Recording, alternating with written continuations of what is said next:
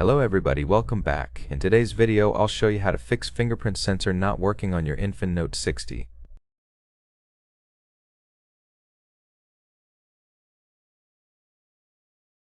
First, clean the fingerprint sensor with a microfiber cloth. It's around here in the middle of the 3 buttons.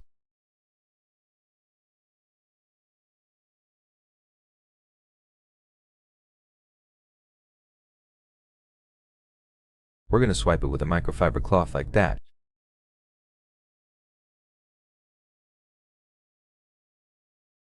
Once we know it's clean, we're going to re-register it in the settings.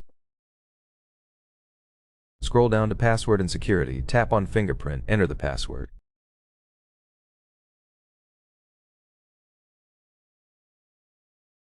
Here we have our fingerprint, click on Delete. Then click Add Fingerprint, click Next, and simply place our finger and lift it after we feel a vibration.